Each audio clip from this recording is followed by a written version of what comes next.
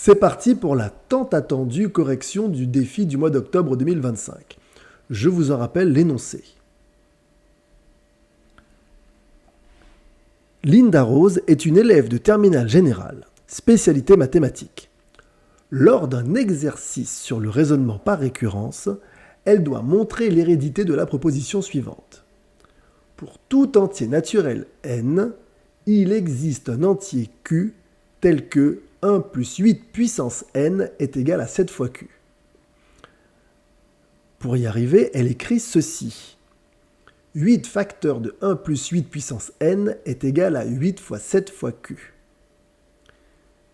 Puis, 8 fois 1 plus 8 fois 8 puissance n est égal à 7 fois 8 fois q.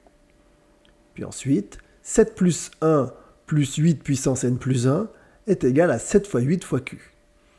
Puis 1 plus 8 puissance n plus 1 est égal à 7 fois 8 fois q moins 7. Et enfin, 1 plus 8 puissance n plus 1 est égal à 7 facteurs de 8 fois q moins 1. Elle en conclut que la proposition est héréditaire et donc que la proposition est vraie. Alors, selon vous, elle a réussi son raisonnement et elle a raison sur sa conclusion. Elle a commis une erreur de calcul, mais la proposition est quand même vraie. L'hérédité est bien justifiée, mais la proposition est quand même fausse. Tout ce qu'elle a fait est faux. On va voir ça tout de suite. Salut à vous, si vous ne me connaissez pas, je suis Monsieur Bertrand, professeur de mathématiques et d'informatique au cours privé Sciences Po. Dans cette série de vidéos, nous faisons la correction du défi du mois précédent, que vous pouvez trouver dans notre onglet « Communauté ». Si vous n'avez pas encore essayé de faire cet exercice, eh bien, mettez la vidéo en pause et allez-y tout de suite. Onglet Communauté, je disais. Pour les autres, c'est parti pour la correction. Alors, avant de corriger, on va d'abord s'assurer que ce qu'elle a écrit est vrai. Nous savons que dans un raisonnement par récurrence, il y a deux grandes étapes. La première étape, c'est l'initialisation, on dit aussi le cas de base, ça dépend des gens.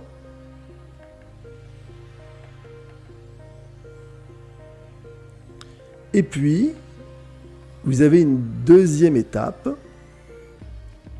qu'on appelle l'hérédité. Et là, l'énoncé ne nous parle pas de l'initialisation, l'énoncé ne nous parle que de l'hérédité.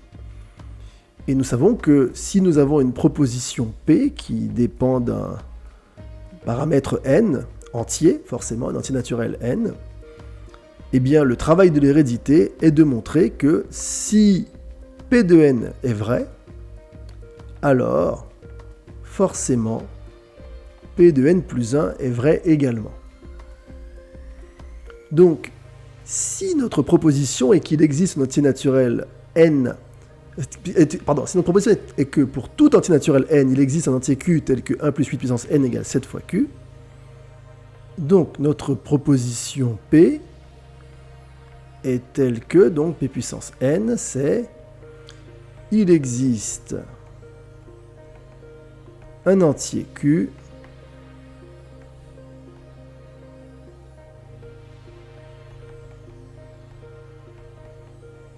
tel que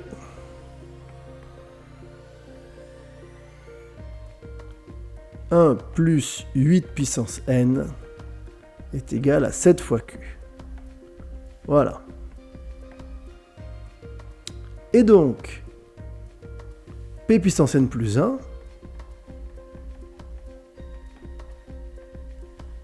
c'est la même chose, c'est juste que on passe au rang n plus 1. Alors, si vous avez vu ma vidéo sur le raisonnement par récurrence, d'ailleurs que je vous recommande d'aller voir,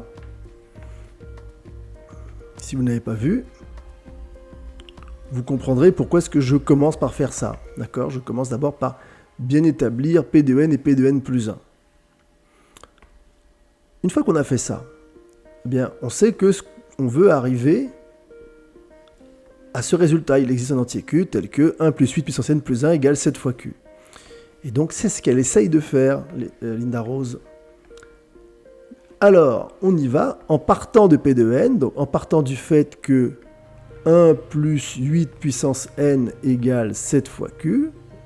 Elle a l'idée de multiplier par 8 de chaque côté. Et oui, si vous multipliez par 8 à gauche pour que ça reste égal, il suffit de multiplier par 8 à droite. Pareil, j'ai fait une vidéo sur les équations qui explique ça. N'hésitez pas à aller voir cette vidéo là aussi. Et ensuite, elle a développé tout simplement. Elle a développé, donc 8 fois 1, ça fait 8, plus 8 fois 8 puissance n, donc il fait 8 fois 7q, ou 7 fois 8q, puisque la multiplication est commutative. Et 8, eh ben c'est 7 plus 1 qui fait 8.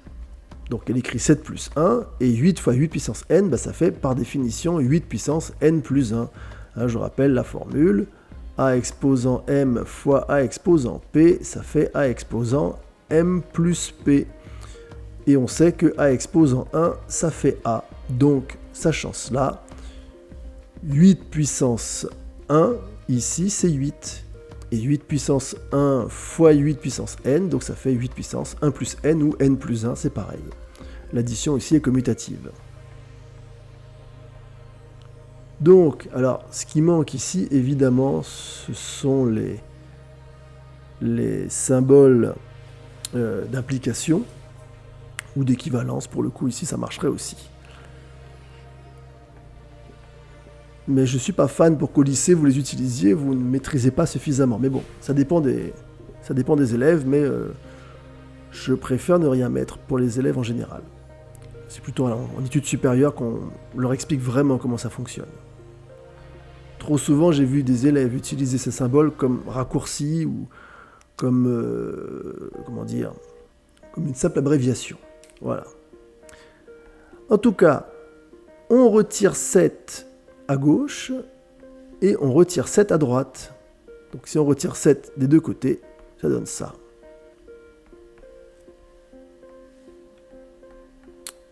Et enfin, par factorisation du second membre, on factorise par 7, parce que c'est sous-entendu 7 fois 1, comme vous le savez.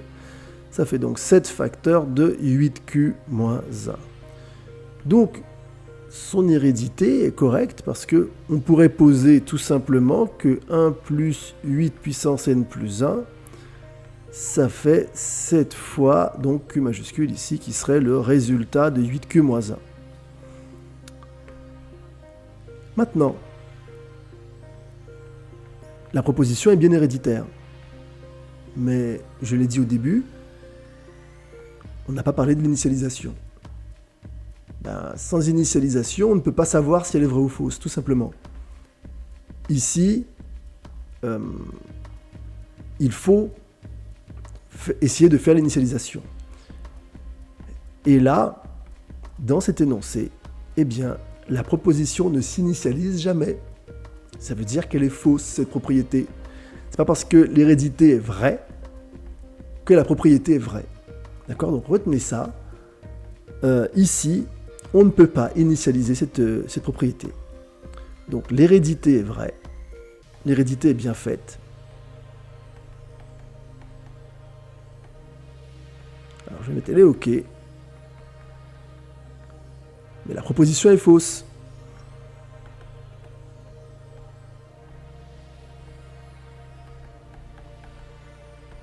C'est pour ça qu'il y a les deux étapes dans un raisonnement par récurrence. L'hérédité n'est pas suffisante.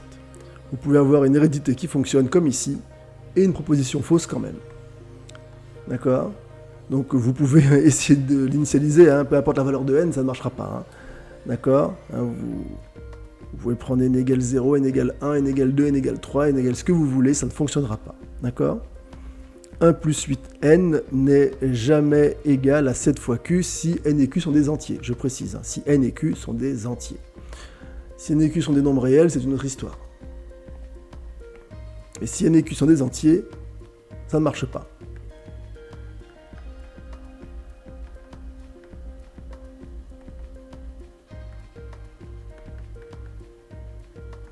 Voilà.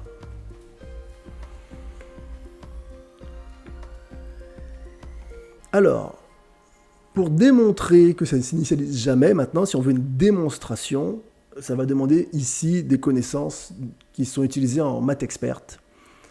Et pour les élèves qui sont en maths experte, je vous encourage évidemment à essayer de faire cette démonstration. Si ça vous intéresse, la démonstration en utilisant le programme de maths experte, mettez-moi ça en commentaire. Voilà, tout simplement. Et puis je pourrais faire une vidéo en plus. Peut-être un short, on verra. Voilà, donc on a terminé. Si cette vidéo vous a plu ou vous a appris quelque chose, pensez à nous mettre un pouce vers le haut. Pensez également à partager cette vidéo si vous pensez qu'elle peut être utile à quelqu'un d'autre. Et puis, évidemment, pensez à vous abonner. Le prochain défi est déjà en ligne. Vous pouvez dès maintenant essayer de le faire. Et on va se retrouver donc le mois prochain, donc le premier lundi du mois, pour sa correction. Je vous dis à bientôt. Bye bye.